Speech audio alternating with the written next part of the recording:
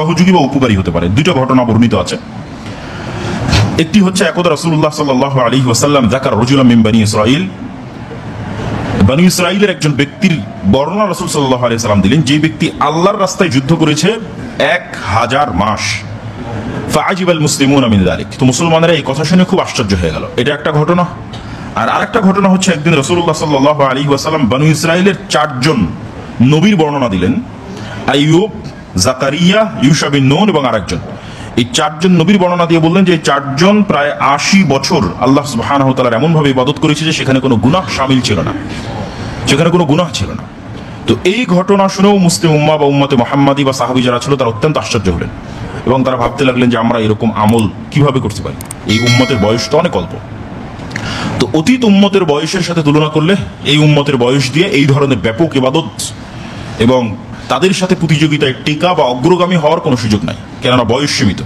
তখন আল্লাহ সুবহানাহু ওয়া তাআলা জানিয়ে দিলেন মুহাম্মদ সাল্লাল্লাহু আলাইহি ওয়াসাল্লামকে যে এই উম্মতে মুহাম্মাদি তার অতীতের চলে যাওয়া উম্মতদের চাইতেও বেশি আমল করার সুযোগ পাবে অল্প বয়স নিয়েও। আমি তাদেরকে বিভিন্ন অফার সেট করে দিচ্ছি যে এই অফারটা গ্রহণ করলে এতদিনের সমান নেকি, ওই অফার গ্রহণ করলে এতদিনের সমান নেকি। তার মধ্যে সবচেয়ে বড় একটা অফার হচ্ছে লাইলাতুল কদর।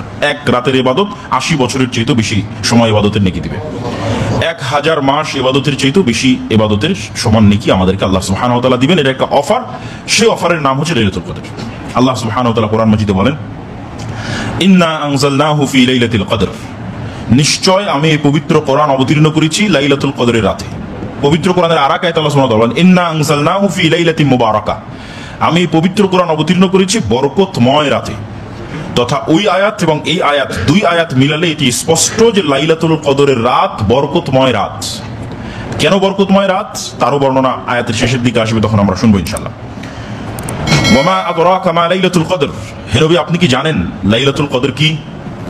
তো লাইলাতুল কদর কি এইটির গুরুত্ব তুলে ধরার জন্য বলার ঢং এরকম, এবং এই ঢঙে আল্লাহ সুবহানাহু ওয়া তাআলা কোরআন মাজিদের আরো বিভিন্ন জায়গায় বলেছেন এবং রাসূল সাল্লাল্লাহু আলাইহি ওয়াসাল্লাম এই ঢঙে বহু হাদিস সাহাবীদেরকে সম্বোধন করেছেন। যেমন আল্লাহ বলেছেন, আল কারিআতু মাল কারিআ ওয়া মা আদরাকা মাল কারিআ, ভয়ঙ্কর আওয়াজ, বিকট আওয়াজ, প্রলয়ঙ্করী ভয়ঙ্কর ভয়াবহ আওয়াজ। তোমরা কি জানো ভয়ঙ্কর প্রলয়ঙ্করী বিকট ভয়াবহ আওয়াজ কি? তো ওই জিনিসটার প্রতি আগ্রহ তৈরি করার জন্য বলার ধরনটা এমন।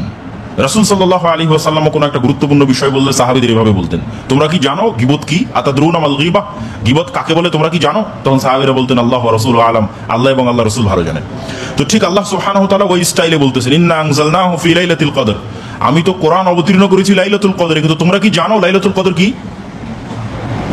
ওয়া মা আদরাকা মা লাইলাতুল কদর, তোমরা কি জানো লাইলাতুল কদর কি? যাতে মানুষের আগ্রহ তৈরি হয় এই বিষয়টা জানার জন্য যে আসলে কি লাইলাতুল কদর।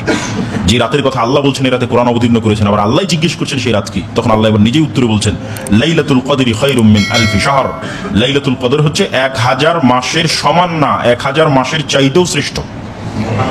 তো এখানে মুফাসসিরিনে কেরাম ব্যাখ্যায় লিখেছেন যে আরবিতে যখনই সীমাহীন কোন সংখ্যার নির্ধারণ করার জন্য মানুষ বাক্য ব্যবহার করে, যেমন আমরা আমাদের বলার ধরনের সময় বলি যে সে লাখ লাখ টাকার মালিক, আসলে কত লাখ টাকার মালিক সেটা তো জানি না, কোটি কোটি টাকার মালিক, মানে অসংখ্য টাকার মালিক।